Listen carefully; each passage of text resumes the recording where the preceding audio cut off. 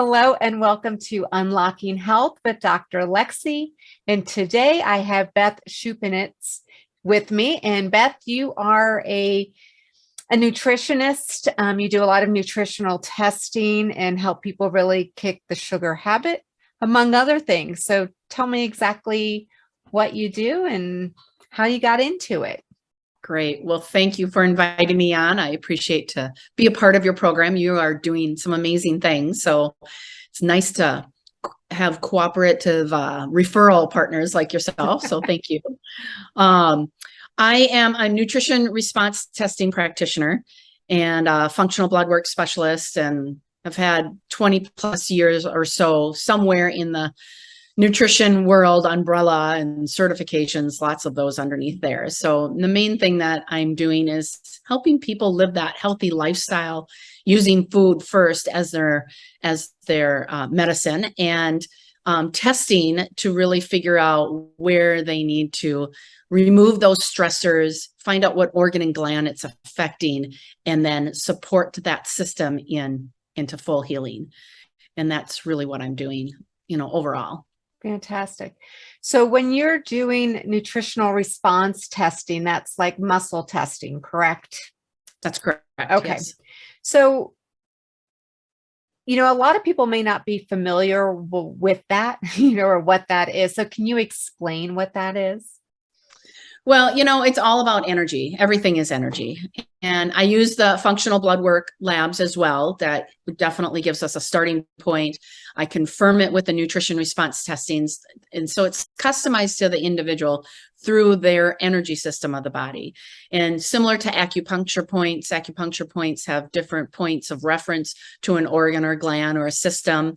And we use typically their arm. There's other things that we can use. And I also do virtual testing as well as in-person testing.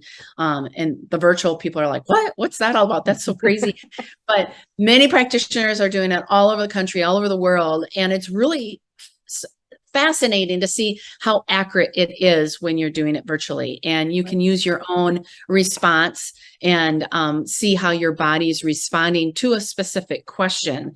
And everything is with intention and energy when you look at that. But similar to a reflex, when your doctor hits your knee, with that little rubber hammer and your knee goes up, it's a reflex action. So when we're doing it in person, we're getting that reflex action through their muscle response. And I'm typically using their arm or my hand. And virtually I use my hand, and we can get a response on how my body's responding to the question. Fantastic. And I've seen it work in motion. I have a hard time doing it. So when you find someone like yourself that's qualified and able to do it, latch on by all means. How did you get into doing nutritional response testing and working with the clientele that you have? Well, that you kind of have to back it up for me in regards to that. As a kid, I had bronchitis 15 times by the time I was 19. Wow. And so I had a lot of antibiotics and a lot of issues with my gut and skin and digestive tract and headaches, that type of thing. And I went to the medical world, and after 3 years of testing, they told me in my early 20s, I was stressed out. And I'm like, I'm in my middle 20s. What do I have to be stressed out about, And actually early 20s. And so after all of that and really not finding any answers, a friend of mine recommended me to a holistic traditional Chinese herbal medicine individual that was in nutrition. And we did some blood and urine and a questionnaire. And sure enough, I had leaky gut. I had food sensitivities, and my liver and digestive tract just was pretty much trash from all the antibiotics I was taking in. And because of that, I had immense and enormous sugar cravings. And so I gravitated to a lot of foods that didn't love me back, so to speak. And so my dad then right around this time got very ill. He was diagnosed at 58 with cancer. And I just had interest in how do I live a healthy lifestyle? My mom's side of the family has tons of diabetes. So I started digging up everything and anything I could to heal my own body in my early 20s. And after about 6 weeks of doing the traditional Chinese medicine and doing some detoxes and cleansing and support, I felt like 80% better. And obviously, as you know, in 6 weeks, you can't heal everything. It takes longer than that. And I continued my journey, and I don't have those allergy, sinus, respiratory issues anymore. I haven't had bronchitis since I was 22. Wow. I haven't even had COVID. My system is so much better working now that I supported my liver and my gut, and I'm eating the foods that love me back better. And it's been a process. And now I'm in my 50s, so it's been many years of doing this. It's a lifestyle. And to answer your question, long and the short of it, I started to go back to school and get certifications in nutrition. I actually taught and trained sales teams and spoke on platforms, to 200 to 400 people at a time, teaching them about this product line that I was working with, this company. Then I wanted to do more of the one-on-one coaching, so I went back and got certifications for that. And I had nutrition response testing or applied kinesiology done to me for when I was looking in my childbearing years. And it was fascinating how accurate it was and how beneficial it was. So I did that for about 13 years. And she was a doctor, and I always thought, well, I have to be a doctor to do this. I'm not a doctor. And finally, I found nutrition response testing to be one that they would train and teach someone like me who's had coaching certifications and nutrition certification programs that I had. And so I did that. I also worked with morphogenic field technique, which is Dr. Frank Springob. And I've done certifications along with that, and just completed several months ago, the functional blood work testing. So my motto is that you always have new education every year, every Absolutely. quarter, Absolutely. because there's always so much more to learn. And that's it. I think, as a clinician, always learning new things. You're never stuck in this old way. I remember, just to kind of throw a little story out there, my grandfather was sick, and he had had the same doctor for 20, 30 years. And the doctor's kind of like, oh, it's just the way it is. And we had him switch doctors, and he was upset because this doctor was looking through a book trying to figure out what was wrong with him. And he goes, he's looking through a book. And for him, he felt like the guy doesn't know what he's doing. And I said, from my standpoint, he's actually trying to find what's wrong instead of saying what I have in here, doesn't tell me. And so nothing's wrong. And anyway, so if anyone listening, finds that your practitioner or clinician is always going back and learning new things or wanting to try things, be open to it, because information is changing at a rapid speed. So constantly. So I love that you were able to reverse so many things in your body, and nutrition is key. And you had mentioned a really good point, that your family, with your dad's early diagnosis of cancer, your mom's side with the diabetes. I know a lot of people that I work with automatically tell me, well, my genetics do this. And I really cringe at the thought and the statement that it's all genetics, because as you see with you, it's not. You can change it. It's your environment. So what are your thoughts on food kind of healing genetic things? Well, research has shown us and proven that epigenetics accounts for only 10% of your genetic makeup. And I always think of it as a light switch. Your lifestyle, how you eat, how you sleep, how you think, how you move, how you are in the world, your stress, you either switch the genetic switch on, or you dim it down, or turn it off. Okay. Only 10%. So 90% is in our control in how we live our life. And I remember Dr. Howard Cohen many, many, many years ago stating that before a symptom appears, 60% of dysfunction has already happened before that symptom appeared. So don't wait for the symptoms to happen in your life, because you've missed out on taking care of the root cause stuff way before. And when the symptom appears, it takes longer to reverse it. It can happen, but it will take longer. And the point is that don't wait till a symptom appears. Start now, start today to live a healthier lifestyle so you can live, you know, how you treat your body in your 20s and 30s is how your 40s are going to be, and how you treat yourself in 30s, 40s, how your 50s are going to be, and so on. It's a big deal. So what are you noticing with your clients and that you're working with? What is the most pressing concern that they tend to come in with? Well, I primarily see women, that have digestive issues of one or another. And let's face it, when you have a hidden infection or a deficiency, your body's not going to heal.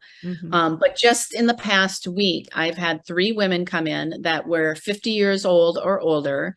They all had been chronic anemic, so low iron for many, many years, chronic low vitamin D, and all 3 of them had a viral infection. And we can find that through the labs. And what's crazy about it is if you're anemic and you have low vitamin D, your body can't heal. It doesn't matter what we're going to throw at you. You got to get those iron levels up. You got to get that vitamin D level up. And so that is what I'm seeing a ton of, is those hidden infections and deficiencies that are going on right there. 3 of them in the past week, and all 50-year-old. And the thing that makes me so sad for them is that it was in their lab work. And I was able to confirm it through the muscle response testing, but in their lab work, it was right there. And they all were told that their labs were pretty normal. Right. How can that be? So when you look through the functional lens, that's a very different lens. Absolutely. And that's a point I drive home all the time, is that your doctors are looking at lab work from a state of pathology and not health. And so when you change the way you're framing it and what you're looking for, you're able to uncover a lot more of what's going on before it manifests into something much more significant. Yeah. You had also mentioned, sugar and things like that. So do you feel like sugar is a really big issue impacting our health in this day and age? How can something taste so good and be so evil for us? Yes. Oh, it's a big deal. And I'll tell you, I have vivid memories. When I was a kid, I ran track and I was a pretty good athlete. And in elementary school, I would go down to the cook and I would get a half a styrofoam cup full of white sugar, and I would down it before my race. And if I won, I was like, oh, it must have been the sugar. Well, the sugar did so much damage to my gut, but it was really, truly, if you back it up even further, it was the antibiotics. The antibiotics totally depleted and it didn't balance out my microbiome at all. It got rid of the good bacteria and the good pathogens in there that you needed, and they craved the sugar. So I would eat the sugar. I would go to my mom's canisters and have the red hots, the brown sugar, the white sugar, and chocolate chips, where she had made cookies. And we didn't have pop in the house, but I wanted anything bread. I wanted anything potato, anything that was starchy and that was high glucose and would feed my microbiome, screaming at me, saying, feed me. And in reality, my microbiome was completely off. Yeah. So sugar's a big deal, and people don't realize where sugar comes from or what raises their blood sugar. And I just recently had a continuous glucose monitor just to test it out. My blood sugars are good, but you probably see people with the patches on, and that's a continuous glucose monitor, and super helpful because, things like watermelon raised my blood sugar. Potato with butter did not, but just a potato plain did. Fats. Right. Oh, and those almond crackers that are gluten-free and non-GMO, and they have, no grains in them. Well, they raise my blood sugar, only 8, but they still raise my blood sugar. Right. So it's the carb load, and everybody's body's going to be a little bit different. So for example, some people with caffeine, that will raise their blood sugar, but other people it won't. So the way to test is that, you can finger prick your finger, or you can do the continuous glucose monitor. But Sugar is the root of, if we got our blood sugars in balance and our insulin levels in balance, all the other hormones will work so much better. So we can control that every single day by what we eat, how often we eat, the eating window that we have, the types of food that we're eating, all of that is so very important. So sugar is a big issue in our society. So you mentioned how often we're eating, and I know it's kind of gone all over the place. You know, for a while there, it was eat 6 small meals a day, do this, do that. What is your take on how often we should be eating? Well, I was taught years ago when I first started this whole journey in nutrition health coaching that you should eat 2 to 3 meals a day, 2 to 3 snacks a day, every 2 to 3 hours. You know, I mean, you're just eating all day long. But if you look at ancestral humans, that didn't happen. They would have feast and famine, and they were some of the healthiest people out there, and they didn't have the diseases that we have today. And the science is there to back up intermittent fasting, shortening your eating window, right, and doing longer fasts, such as like 24-hour fasts, 36-hour fasts. The science is there. It dictated.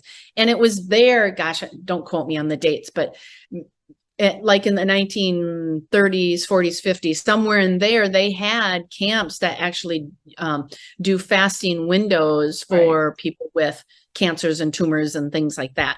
So I am a huge component of intermittent fasting, at least 5 to 6 days a week for sure. I'm a component of doing longer fasts, such a 24-hour, 36, 48-hour fast. You know, 24 you can do weekly, but again, you got to go back to what's your purpose? What are you trying to accomplish? Right. So if you're looking for weight loss, the sweet spot is 36 to 48 hours, doing that once a week, every other week. There are longer fasts, 3-day fasts, 5-day fasts, which I have done successfully in the last 6 years. But there's a right and a wrong way to do it. I wouldn't just go and jump in and go do those fasts without having guidance and knowledge and training and someone who's been there, done that, teaching you how to do that. And I'm some of that individuals that could help you, teach you do it. And women need to do fasting differently than men, because feasting days, and that's not where you just have Doritos in your, you know, what is that Sesame Street character that just eats everything?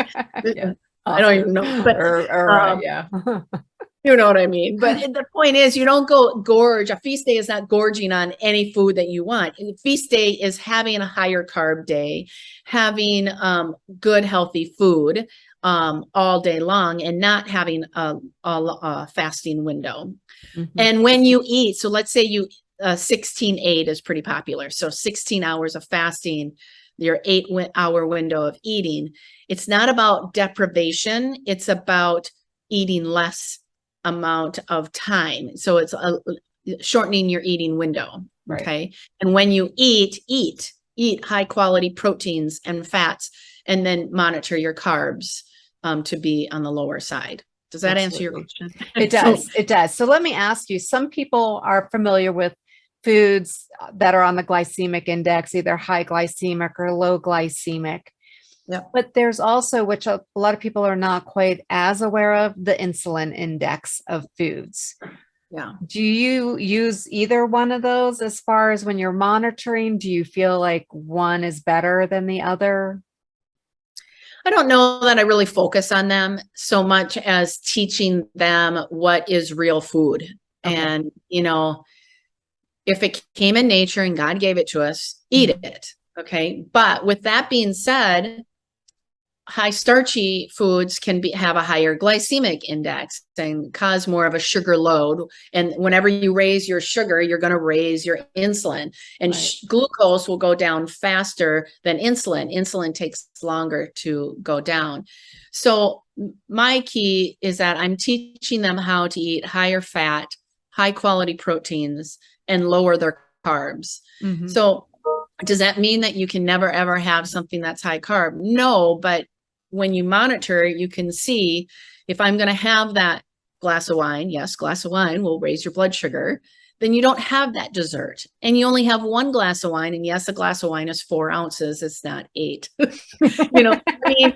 It's kind of figuring that out. And if you're going to have a potato, a sweet potato has more nutrient value, but make sure you're covering it with fat, that butter, and eating it with a protein. So you're slowing that glucose down. Mm-hmm. And fruits have lots of minerals and nutrients. I usually say with fruits, eat in season, you're going to get more nutritional value. But if you're eating, I had a client one year that was through one of those, TV commercial programs. And she's like, I'm doing the points right. I'm doing it exactly as I'm supposed to.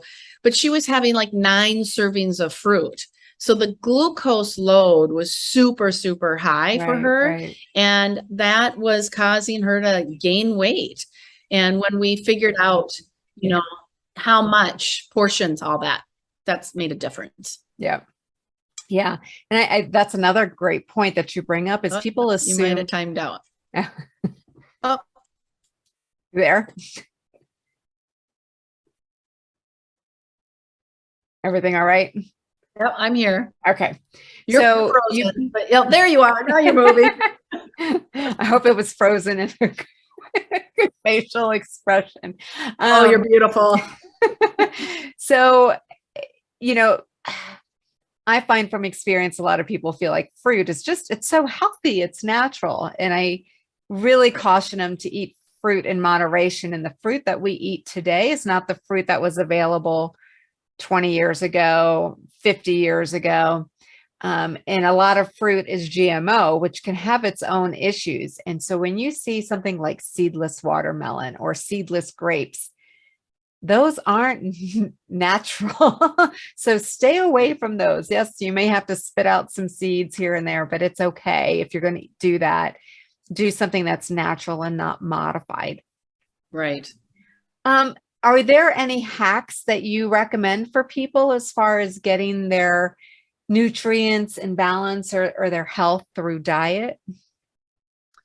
Well, every time when you eat, have a protein, a fat, and a colorful carb. And a colorful carb is vegetables first.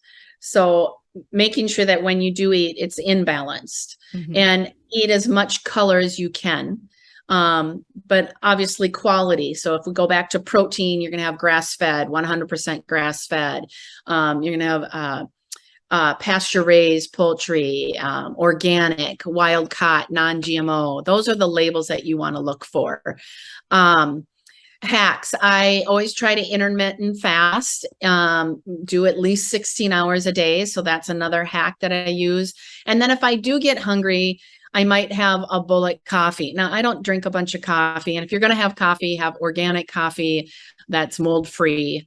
I like Purity coffee. If you want a 20% discount, let me know. I'll shoot that your way. But I'll put grass-fed butter in it with MCT oil and minerals. And since I can't stand coffee, I put a little bit of stevia. And stevia doesn't raise your blood sugar. That comes from an actual plant, an herb. And I will drink that if I'm wanting to fast longer and help me get my fast longer. So that's giving you healthy fats and the minerals, and it actually will turn off hunger.